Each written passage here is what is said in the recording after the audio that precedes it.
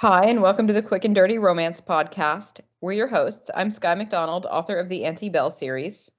And I'm Sarah Smith, author of Faker, If You Never Come Back, Simmer Down, On Location, and The Close-Up. And together we are Sarah Sky, author of the best-selling Sips and Strokes and newly released Vibes and Feels. Each episode will dive deep into what it's like to be a contemporary romance author. We'll talk writing inspiration, give you the inside scoop about the publishing world, chat about how we write those infamous sex scenes, and more. And then we'll pull out and wrap it up in 30 minutes or less, but we promise to leave you satisfied. So if you haven't already read our books, be sure to check them out after you listen to this podcast and DM us with any questions or requests for future episodes you may have. So today we're going to chat about everything that goes into creating our beautiful romance book covers. It's a super fun process, but it's also a lot more complicated than I think a lot of people realize. And recently I saw some comments on social media that made me realize that there are a lot of misconceptions and misunderstandings about the book cover design process. Yes. You were sharing those with me. I was very intrigued as well, and I think it's a good time to dive right into this. So the cover design process, it's one of the, for most people, I think it's probably one of the last stages of having your book published, right? I mean, I suppose for very artistic people, maybe they've got a cover in mind when they begin the book, and that's awesome. But for the most part, actually bringing that to reality is one of the later stages. So let's talk about how that works for traditional publishing. Sarah, you're obviously going to take the reins on that, and we'll talk about how the indie publishing world works in terms of cover design. So what's it been like with trad publishing? Yeah, so with TradPub, and I think this is something that I realize that some people don't know unless you go through the process yourself. It, like you said, it is a later stage thing because typically what you do is you write the book, query it, get an agent, get an editor, all that stuff, you edit it, you revise, all, that million of steps to do. And then you figure out a cover once the book is finalized. But that still takes, this is still a very long process and it still happens a long time before the book actually is published. And that's just something that I want people to know. It's not like, oh, here's the cover, we did it yesterday and we're gonna throw it up on Amazon and on Barnes & Noble. That's not how that works, at least for most authors. For me, in the TradPub process, what happened was, I think the year before, so my very first book, Faker, came out, and I have it right here. Here's the cover. If you can see it, it's beautiful. I love it so, so much. But anyway, so the year before Faker was published, my editor at Berkeley Penguin Random House contacted me and said, it's time to start thinking of cover concepts and what you like, what kind of aesthetic you're going for. They're the publisher, so they get the final call about everything. So if I had thought of something that they didn't like, they were going to be the ones who were like, no, we're gonna do this instead because we're the publishers and we make the call about that.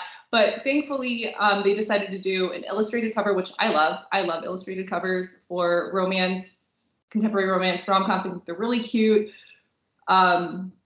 really sexy, really fun. And so what I did was because I'm not an artist, and if somebody asked me to design something, it would be the worst thing ever.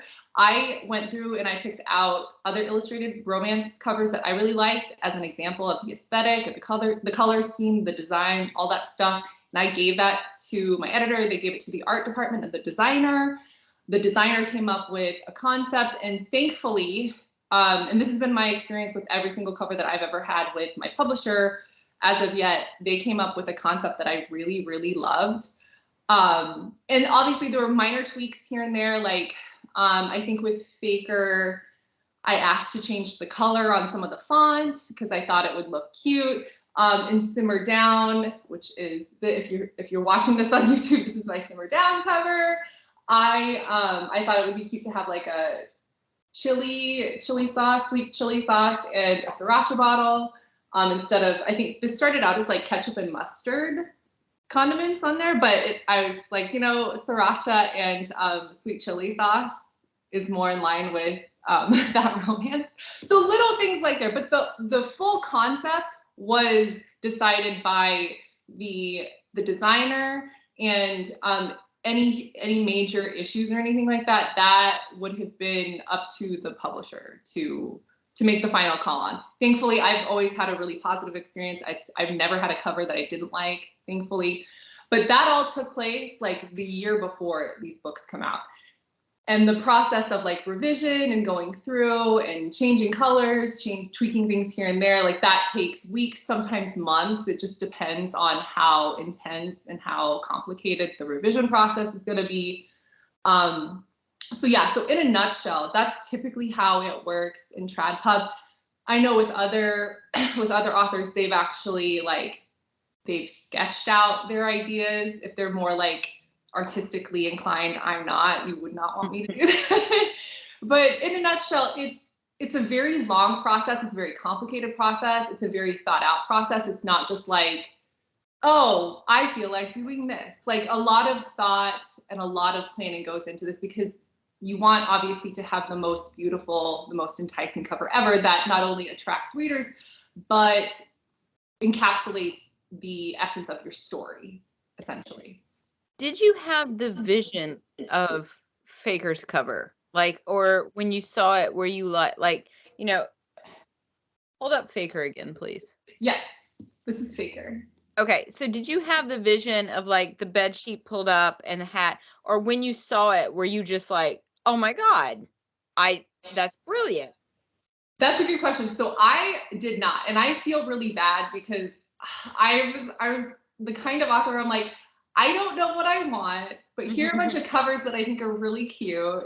Can you just make it, please? Because I really can't stress enough how unartistic I am. Like, yes. So the designer of this cover, her name is Vicky Chu, and she's done all of my Berkeley Penguin Random House book covers. She's so talented, so amazing. She came up with this cover concept, and she didn't read the book. She knew the gist of it, obviously, so that's why she knows like what the character looks like, why there's a hard hat there. But when I saw it, I was like, oh my God, I love it. Like I just thought it was so cute. I thought it was really cheeky. I thought it was kind of like adorable, but kind of also sexy. Like, so I guess I'm not an author who is gonna have a really strong sense of what I want when it comes to cover concepts, which is, I think, a good thing and a bad thing, because there are some authors who like, oh, it has to be like this. And they don't really understand like, well, it can't be like that because of this reason or this reason. And really it's not your call. Typically it's the publisher's call. Yeah. And I've never been in that situation where I've had the publisher tell me like, we hate your idea, we can't do this, because I've thankfully liked every cover concept. But they do let you tweak. Yeah, right, yeah, they do. Yeah. Right. So it's a very interactive process in my experience. I know not everybody feels that way. Mm-hmm. I mean, like with anything, people have good experiences and bad experiences, obviously, but I'm really fortunate in that like it's been a very, like doing my covers for my books has been a very interactive, collaborative process. But I also have the awareness that like I'm not an artist, so maybe I shouldn't be the one who's like making final judgment calls on the aesthetic or the color scheme. Like, you know, and I think it's important to know what your strengths and what your weaknesses are. And if your strength is not cover designing, then, you know, maybe you need to like let an artist take the reins on that. That doesn't mean that your input isn't valuable or that you shouldn't be part of the process, because it's your book and you want it to be represented in an accurate way. But thank God I wasn't in charge of designing any of my covers, because that would have been terrible. Oh, same. Yeah. Like totally same. I cannot draw. I do not have an artistic like flair in that way, you know? So like, it sounds pretty, I mean, it's very similar, but also I guess just a lot more like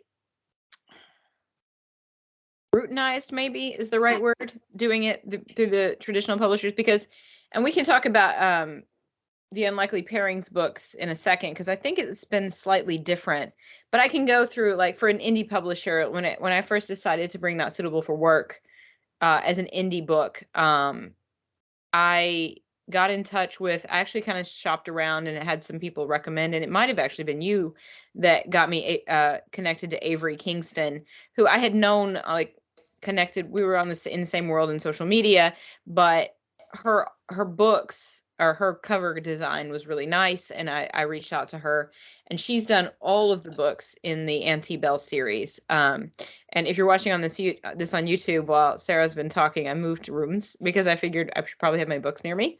I would never have pictured this, right? Like I didn't have any kind of like sense of what I wanted. I gave her the gist of what the book was about. The one thing that I knew that I wanted was I did not want faces on the book. I don't like that. And there's a lot of reasons why. In this book, or in the shadow of this, you can see that he's got dark hair and she's got red, like a reddish auburn hair, which is of course like correct for the two characters, but you still can't see their faces. And in none of the covers that I have can you really tell who is who. And in fact, the other two are pretty much very more shadowed than this. But Avery brought this together, and I got a lot of different iterations of it, actually. And I wonder if she would be okay with me showing some on like social media, because it was cool. It was such a cool process because she was showing me like, oh, it could be like this. And of course, they're all in the same like vein. There wasn't anything that was, I don't think, that was out in left field, but just kind of honing it down and being like, well, I like this, but I don't like this, and getting it to this like frosted, almost like a glass door, like a frosted door kind of look. And then when she found like this Nashville skyline, I was like, oh my God, we need that on every book. I love it. She also did my logo. So the Antebelle Books publishing logo is a whiskey glass with lipstick, of course, which is also the publishing for our books. But yeah, she came up with this. I remember when she did Off the Record, I really ended up just absolutely in love with the way it's like a secret and you just don't see the characters at all. It's just very secretive, but you've got the microphone in the foreground.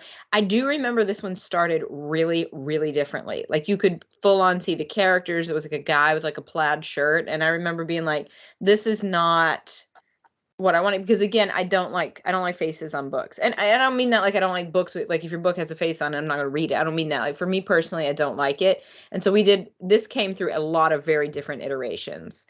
But then I think probably she nailed it maybe even best with Nemesis. Like it's just perfect. I don't know. It's so That's such a beautiful cover. I love all your covers, Sky, but something about Nemesis, like, damn, it was just like, yeah, it draws you in.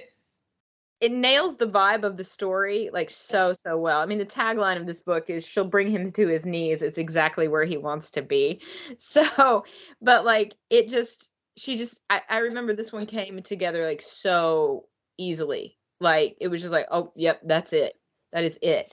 But she just did, but like you were saying, like I showed her some comps of covers that I wanted, and I actually didn't want an illustrated cover. But I find when I used to teach middle school many years ago, there were so many cool YA books, but they have like characters' faces on them, or like even like a movie person, like an actor. And I feel like that really limits a child's accessibility to it, especially if we're talking about characters of a different race.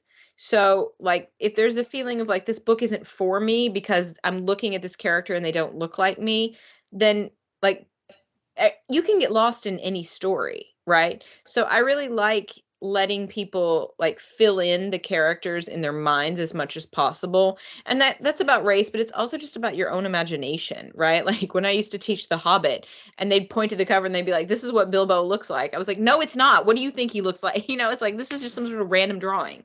But I really like people to fill that in their mind themselves. And then like I remember I told her some of my favorite covers are Christina Lauren's Beautiful series, because it's just like a guy's mouth, but it's like almost like a pencil, like a line kind of look, and a suit, right? Like you don't see like from the mouth down, like the torso, and that's it. And like it's just enough to be sexy without like, again, like spoon feeding you what you should feel. But I do really like illustrated covers, and I've gotten more and more into them, obviously, because we have these adorable, gorgeous babies right here. So talk about how this one was different, I guess. Yeah, so you know what's funny, Sky, is I do remember you talking about how you didn't like faces on your covers. Mhm. And so when we decided to start writing a book together, obviously we would have to figure out how to get a cover for that book at some point. And we did. We managed to make it work. I think you and I had a discussion because this, just to clarify, our Unlikely Pairings, Vibe and Feels, Sips and Strokes books, these are self-published, indie published with Sky's Beautiful Anti-Bell Publishing, LLC. Yes, that awesome logo.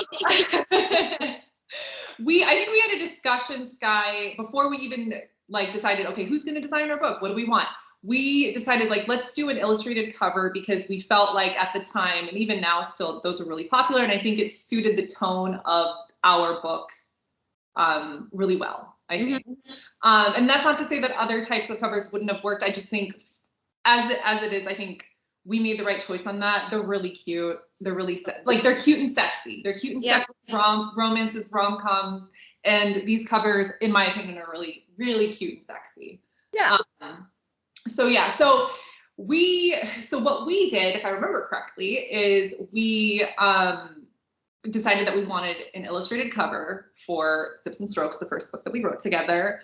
We researched different artists and designers. I remember seeing Elle Maxwell. She is a very talented and amazing cover designer and artist.